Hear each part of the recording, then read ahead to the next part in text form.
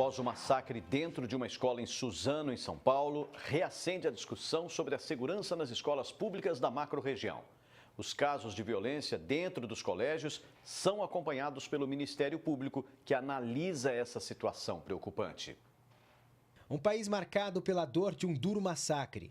O atentado a tiros dentro da escola Raul Brasil em Suzano, que matou 10 pessoas, ainda repercute principalmente para pais de alunos. Mais segurança, não sei, mais atenção, não sei. Quer dizer, não dá para confiar totalmente? Não, não dá, né? Porque eles entraram com tanta coisa, né?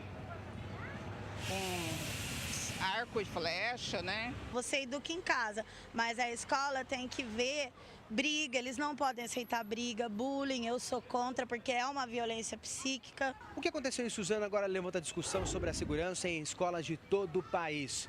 Mas trazendo o problema aqui para pertinho da gente, será que as unidades de Ribeirão Preto e região estariam preparadas para enfrentar esse tipo de situação? Por aqui, criminosos já conseguiram provar que não é difícil invadir escolas durante a noite. Foram várias ações em toda a cidade. Uma das unidades foi invadida pelo menos 6 vezes em menos de 2 meses. Eles não deixaram vítimas, mas sim prejuízos e medo. Para vocês, responsáveis, isso é assustador. É, com certeza. É assustador, sim.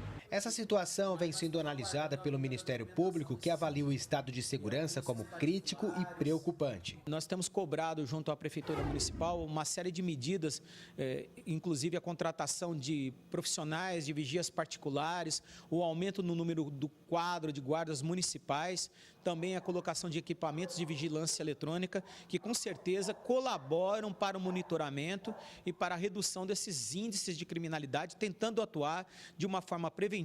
É comum encontrar viaturas da Polícia Militar nas saídas dos alunos ou até mesmo durante a ronda escolar. Mas isso não parece ser suficiente para aumentar a sensação de segurança. Segundo a PM, é difícil identificar um ataque e também se antecipar a ele. Por uma questão aí de envolvimento da área de inteligência, pudesse se antever a ação desses marginais e evitar com que pelo menos eles chegassem a entrar na escola. Mas aí, mesmo nesse campo da inteligência, como eles não têm antecedente criminal, fica difícil, né? Enfim, eram jovens acima de qualquer suspeita até que se prove o contrário. Então, muito difícil. Segundo essa psicopedagoga, ataques podem acontecer em todos os lugares. Os atiradores Guilherme Taúci Monteiro, de 17 anos, e Luiz Henrique de Castro, de 25, eram ex-alunos.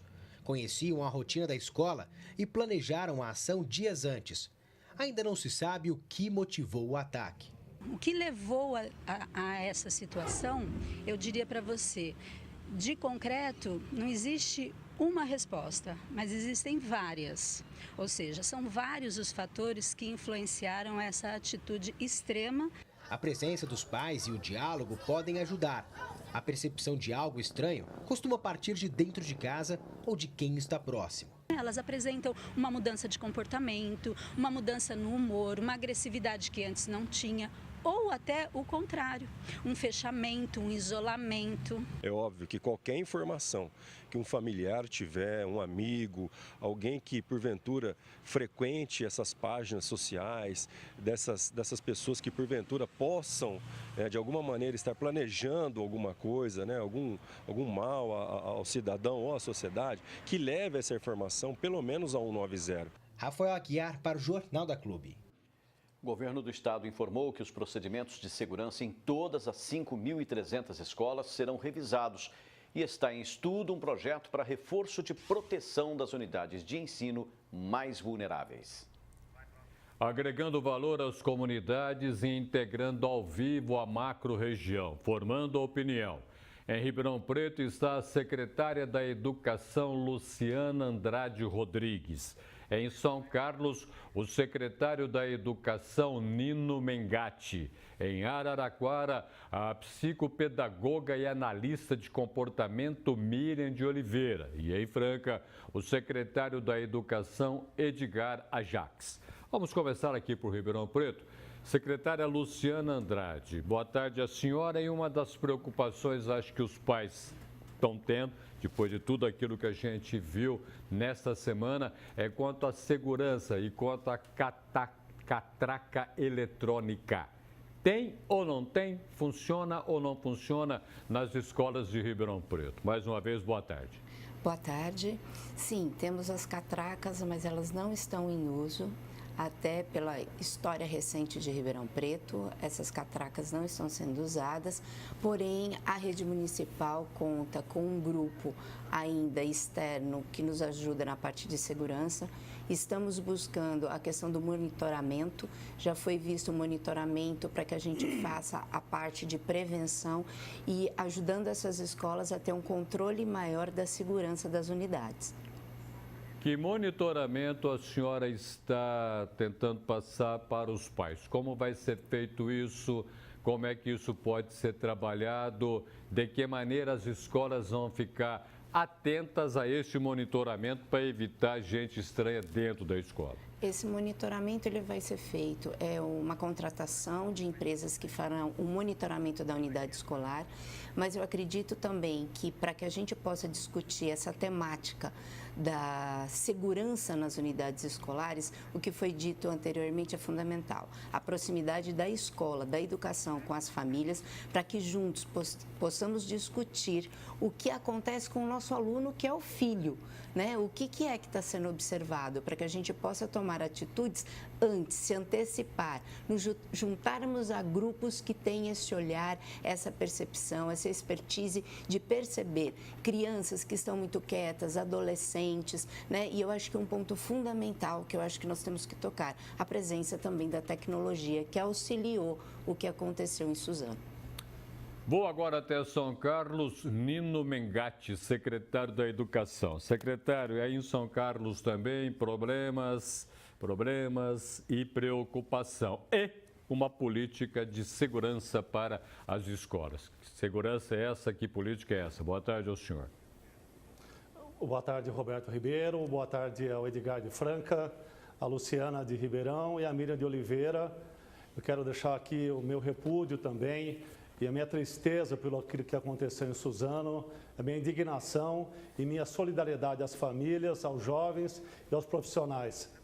Aqui em São Carlos nós estamos fazendo um investimento na ordem de também ter nas escolas, nós já temos hoje 33 controladores de acesso nas escolas que têm maior vulnerabilidade. O prefeito Ayrton Garcia investe aqui 29,5 na educação, o que significa mais 100 milhões nos próximos 2 anos e nos 2 anos que já nos antecederam. E também temos uma parceria importante com a Guarda Municipal, que tem 168 homens e mulheres nos seus efetivos. E aqui o prefeito adquiriu 10 veículos novos, além da inteligência da Guarda, para a ronda escolar. E também temos ações para minimizar a violência, entre outras. Primeiro, aquisição de uniformes para quase 15 mil alunos, que isso garante também nas nossas unidades que os pais e as mães e os profissionais de educação, aqui são quase 2 mil profissionais, também têm um controle sobre isso. Uma outra coisa que fizemos aqui foi uma cartilha informando aos pais os direitos e os deveres daquilo que a gente pode ter na escola. Isso garante também uma informação e uma segurança dentro das nossas escolas. Além disso, fizemos aqui em São Carlos, assim como fizemos em Araraquara quando fui secretário, a inserção de quase 3.500 jovens na escola, de 13 mil para quase 17 mil novas vagas aqui. Zeramos o déficit na fase 5 e 6 e todas as crianças de 0 a 3 anos, nos próximos 2 anos também estarão todas incluídas na nossa rede escolar. A gente tem que seguir bons exemplos, como o do nosso escritor conterrâneo araraquarense, que é o Inácio de Loyola Brandão, que foi para a Academia Brasileira de Letras, que nesse tempo todo os jovens também estão precisando de referências de quem exibe livros. Eu, na história do que eu conheço, nos meus 56 anos, desde que eu acompanho Inácio de Loyola de Brandão, ele sempre fez uma exibição de livros e nunca instigou a violência. Muito bem. Eu vou até Araraquara, já que o senhor falou no Inácio de Loyola Brandão, o Inácio também teve em casa o amor pelo livro. O pai do Inácio era ferroviário em Araraquara, tinha uma biblioteca e um dos poucos estudiosos do Tupi-Guarani na região e no Brasil. Então ele tinha exemplos de mexer com cultura, de ter realmente o refino e pensar o mundo de maneira muito séria. Por isso que ele também virou um homem muito sério. Por falar em Araraquara, vamos conversar agora com a Miriam de Oliveira, que é psicopedagoga e analista de comportamento. Ô Miriam, uma das coisas que eu acho que nós todos estamos perguntando, afinal de contas, da onde jovens tiram inspiração para fazer aquilo que fizeram e por que a escola tem que saber trabalhar a informação para dizer aos seus alunos o quanto que isso é esporádico e que se todos estiverem juntos o fato não vai se repetir. Boa tarde a você.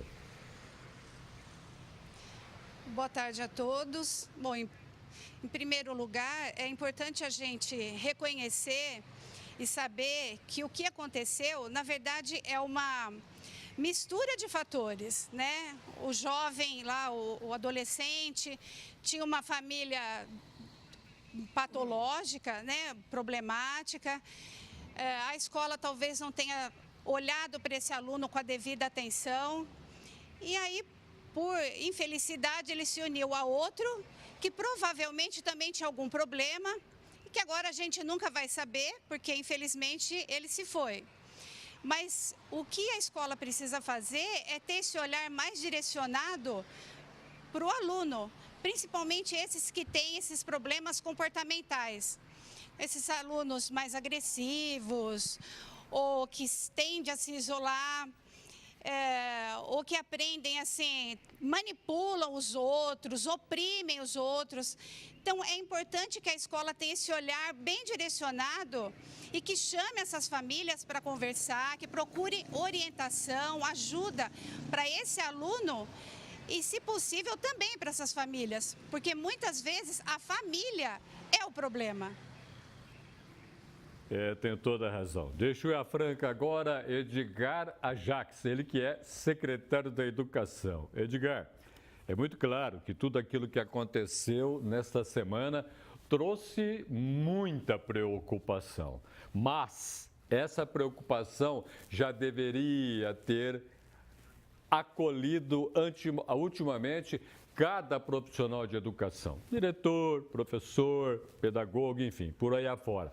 Agora, o que está acontecendo já estava sendo avisado. Aí em Franca, qual é a preocupação que vocês têm? Não só com câmera, não só com policiamento, mas que preocupação pedagógica tem para dizer, olha, a escola merece respeito e vocês também, alunos, estudantes, merecem ser respeitados. Boa tarde. Boa tarde, professor. É o maior prazer falar com você e com todos os colegas. Nós queremos dizer que nós recebemos essa notícia com muita consternação, com muita tristeza, assim como todo o país.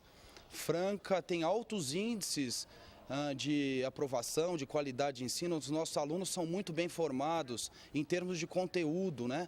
Mas é importante que se faça reflexão e essa reflexão deve se estender por todas as redes municipais do país, que a nossa obrigação enquanto educadores não é somente de ofertar boas qualidades de ensino, mas é também ofertar o desenvolvimento de competências socioemocionais. A nossa sociedade hoje vive, sem dúvida nenhuma, uma série de reflexões importantes e o universo da escola tem que se ater a isso. Então, desenvolver políticas, desenvolver estratégias pedagógicas que possam pensar o indivíduo de forma integral, certamente é muito importante. E essa lamentável situação, essa tragédia, nos traz essa reflexão. Vale destacar ainda que Franca tem um histórico de educadores que sempre priorizaram a educação para a virtude, como a gente costuma dizer. Pensando sempre em valores e em concepções pedagógicas mais humanizadas. É só dar uma olhada aí no exemplo que está no ginásio, né, no Pedrocão. É só ver o professor Pedroca para ver o que ele fez por muita gente, diga-se de passagem, formação muito bonita. Aqui em Araraquara também teve o professor de educação física que fez muita gente também, inclusive o Pelé, né, que foi... Estou falando do Júlio Mazei. Então você vê que bons professores ajudam demais a fazer bons alunos. Volto a Ribeirão Preto, conversando com a secretária Luciana Andrade. Secretária, tem também uma outra preocupação, creche. Em Ribeirão Preto, as creches são atacadas inesperadamente, na calada da noite, atrapalhando todo um desenvolvimento de uma educação que é prioritária, que é a educação infantil, para você dar base para a criança crescer na sua vida. Quais são as atitudes que estão sendo tomadas para evitar esse tipo de ataque também? Bom, realmente esse ponto tem nos chamado muita atenção. Tem unidades nossas que foram repetidamente invadidas. E aí a parceria realmente com a Guarda Municipal, que tem nos assessorado nesses momentos, que também recebeu um grande investimento esse ano do governo, a Guarda Municipal, para poder estar ajudando as unidades escolares também. Então, esses furtos que acontecem nas unidades, além da questão da retirada dos materiais, o que compromete o patrimônio público, principalmente a questão pedagógica, porque gera uma insegurança para as pessoas. No outro dia, às vezes, a gente não consegue ter aula. Então, aí eu volto a afirmar a importância da escola estar junto com a comunidade, para que a gente também tenha a comunidade como uma parceira, porque nós temos em várias unidades os seguranças, mas às vezes não só o segurança, mas toda a parte de concertina que existem nas escolas para tentar segurar esses momentos de invasão, do furto, não estão sendo suficientes. Então eu entendo que é hora de nós discutirmos a segurança pública fora dos muros da escola, discutir também a falta de respeito com a unidade escolar, né? Porque a gente sabe a importância que é a escola para a sociedade. Então, por que as pessoas não respeitam mais esse espaço? Será que o que está acontecendo? O secretário falou tanto da importância, né, do professor. Nós temos uma rede comprometida com a educação. Nós temos uma rede municipal que atende a mais de 45 mil alunos. Aí já não falo mais somente das creches, né? Então, é importante que a gente resgate esse respeito com a educação de Ribeirão Preto, porque quando entra numa escola, pode ser a escola de um filho, de um neto, de um sobrinho, é a escola de crianças da nossa cidade. Então a gente precisa chamar essa comunidade também para nos ajudar e pedir o respeito com a educação por Ribeirão Preto. Eu vou agora até São Carlos, Nino Mengatti, ele que é o secretário de Educação da cidade. Nino, para a gente entender, está todo mundo tentando tomar partido da tragédia de Suzano.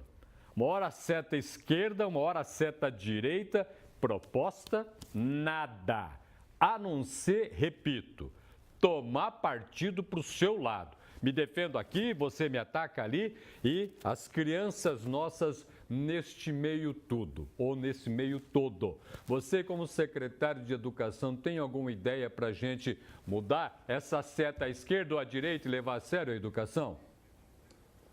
Nós levamos a sério aqui, nós temos 3 pilares aqui fundamentais, que é a cidade educadora, escolas acolhedoras e currículo humanizado. São Carlos teve o melhor índice do IDEB dos últimos anos, em 2017, já superando a meta de 2021, graças aos investimentos e, principalmente, nós precisamos tornar a carreira do professor atrativa. Se você fizer uma pesquisa hoje, eu fui no congresso da Undime há poucos dias atrás em Atibaia, a carreira de professor é a última a ser escolhida pelos filhos de qualquer pessoa no Brasil.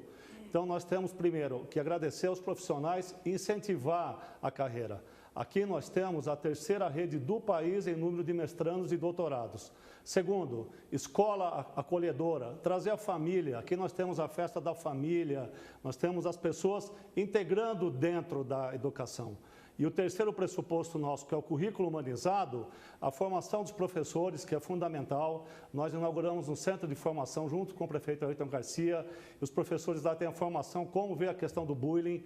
Nós também temos, dentro disso, a inteligência relacional e emocional. Temos um projeto aqui que é o Semear, no bairro do Gonzaga, e escolas de tempo integral no contraturno, que atinge milhares de crianças. E, principalmente, a educação não pode ser só uma questão de campanha. Aqui se investe 29%. Enquanto a gente fica discutindo aí, no governo da Dilma era dinheiro que ia vindo royalties do petróleo, aqui na região central, São Carlos, Araraquara, não veio na cor. O ex-governo do Michel Temer, 20 anos de congelamento das verbas. O atual governo que a gente tem, não é questão ideológica de direita ou esquerda, na contramão do que nós fazemos aqui em São Carlos, está discutindo em uma semana 8 nomes no MEC e o ministro prestes a cair. Isso não é política de educação, de investimento. Nós temos que levar a sério. Investimento é recurso também, como se faz aqui em São Carlos, que se investe 30%. Temos uma rede que pulsa de pessoas bem informadas e investir na formação do professor, tornar a carreira atrativa é fundamental. Isso não é questão ideológica, é questão de coerência. Porque se a gente quer um país melhor, diz que as crianças têm um futuro pela frente. As crianças estão no presente, nós temos que pensar a educação como um presente. E tudo isso é investimento. Vou agora até Araraquara, Miriam de Oliveira, ela que é psicopedagoga e analista de comportamento. Ô Miriam, a gente teve a situação de Suzano. Ontem o mundo foi surpreendido com um maluco lá na Nova Zelândia, fazendo o que fez. E lembrando sempre da supremacia branca. Até sorriu na hora que ele foi interrogado. Uma coisa que a gente não consegue se localizar de maneira nenhuma, porque se ele fosse um pouco mais inteligente, ele teria descoberto que a vida nasceu na África, a vida humana, e não como que ele imagina que é. Agora, te faço uma pergunta, como que a gente trabalha todas essas coisas como informação para a criança, para dizer, olha, esse louco lá da Nova Zelândia pensa tudo isso de maneira errada que pode voltar contra todos. E não é justo alguém invadir uma escola e sair atirando. Nós temos que ter paz e amor dentro da escola. Conversar como com a criança, com o adolescente, que não tem ainda toda uma formação necessária para o entendimento.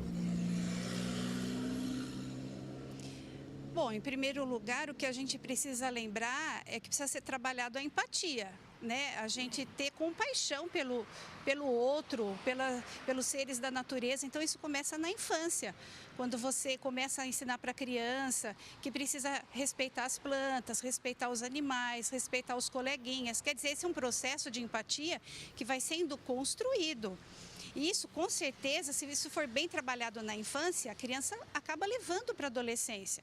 O que falta hoje é justamente esse incentivo de ter compaixão, de ter respeito pelo outro, de ter respeito pela natureza.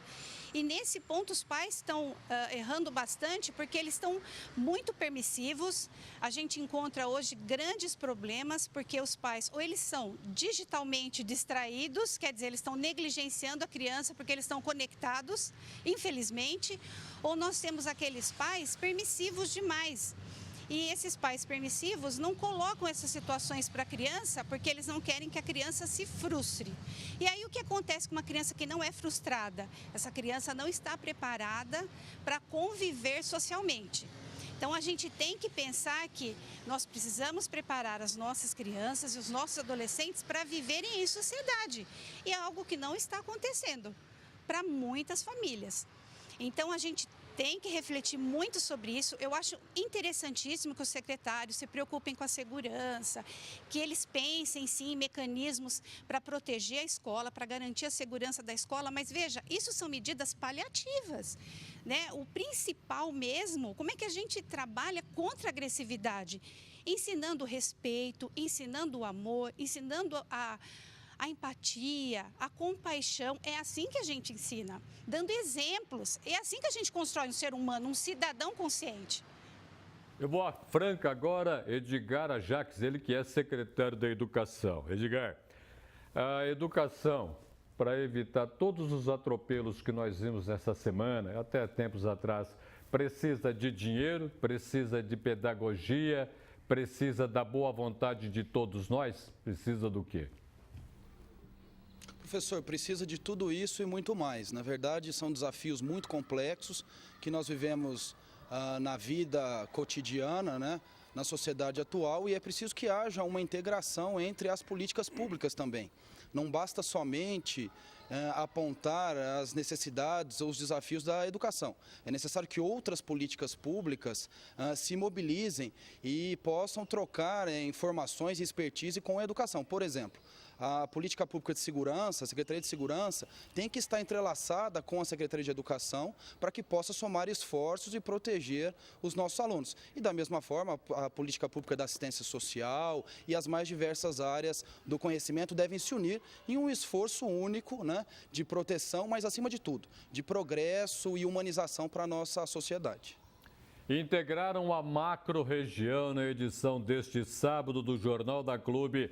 Em Ribeirão Preto, a secretária de Educação, Luciana Andrade Rodrigues. Em São Carlos, o secretário de Educação, Nino Mengatti. Em Araraquara, a psicopedagoga e analista de comportamento, Miriam de Oliveira. E em Franca, o secretário de Educação, Edgar Ajax. Golfeto. Para evitar a violência na escola, depois de tudo que nós ouvimos, qual é o debate, afinal de contas? Bom, a questão claramente é bifronte. Tem duas frentes. A primeira é a situação do Estado, a ação do Estado. E essa ação e situação da sociedade somadas.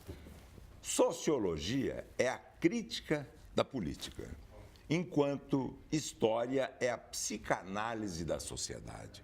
É a partir dessa convergência, dessas duas esquinas, que nós podemos tentar, pelo menos, iniciar o entendimento de uma realidade que não é fácil. Na verdade, segurança é gênero de primeira necessidade. A primeira segurança, em termos de nível elevado, que se deve obter e se tentar, é buscar realizar atividades que tornem o crime impossível ou quase impossível de acontecer. Evitar o surgimento do crime. Como é que nós começamos? Nós começamos atuando com preocupação com a primeira infância.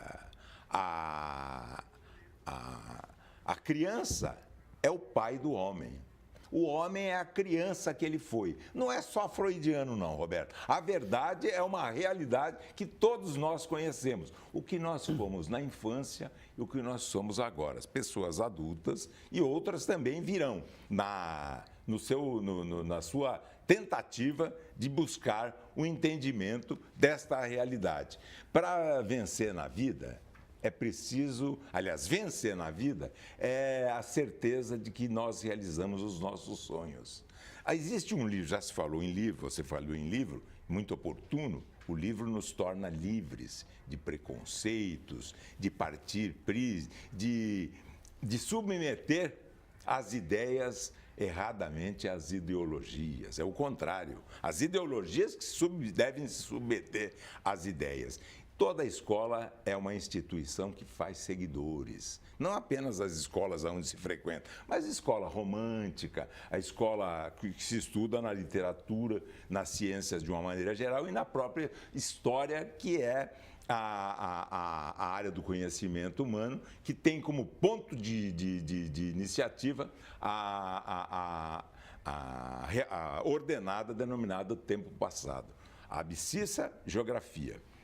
O tempo, a história. Aqui o ângulo reto, a retidão, para conciliar a geografia, que é, mais do que nunca, a mãe da história. Napoleão Bonaparte já dizia em abono àquilo de que a criança é o pai do homem, muito antes de Sigmund Freud, que se tiver boas mães, aspas, se tiver boas mães, a nação terá bons filhos. É uma síntese maravilhosa que ele fazia, que mostra, mais do que nunca, de que crescer não é evitar problemas, é aprender a se desenvolver com eles. Eliminar problemas é uma forma que, em termos de segurança, é importante, mas não se elimina. Toda a sociedade, Roberto, tem melhores e piores. Os melhores de uma sociedade têm que ter esperança e os piores têm que ter medo. Na verdade, o que nós temos é que os melhores perderam a esperança. E os piores estão perdendo o medo. E sem medo, que deve começar com o temor a Deus, que é o princípio da sabedoria, conforme o livro do Eclesiástico. E a partir daí, medo de descumprir a lei, medo da justiça, medo coisa normal. Todo ser humano normal... Mas medo de quê nos dias de hoje, Golfeto? Exatamente. Por exemplo, é horroroso. Não, mas o ser humano não tem medo. O medo é natural. Ele tem medo de uma doença, medo de ser acidentado. É um medo, é um sentimento normal. Agora, quando ele é excessivo, ele vira fobia, que aí é doença. Sim. Ele sai do latim e vai para o campo do grego. Fobia do grego, né?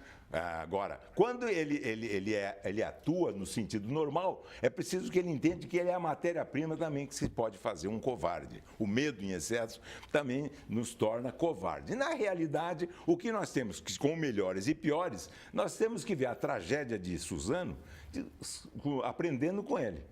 Tudo que choca, conscientiza. E voltando para o aspecto político, o presidente Lincoln informava-nos de maneira clara o seguinte: o voto é o sucessor legítimo da bala. Quando se resolve civilizadamente um problema, quando se quer resolver civilizadamente um problema, resolve-se através do voto. Agora, quando o voto não consegue resolver o problema, vai na bala? Volta a bala, Perfeito. Que é o que está ocorrendo na realidade no país. Sim. Quer dizer, os malandros não têm medo. Os criminosos não têm medo. O próprio PCC,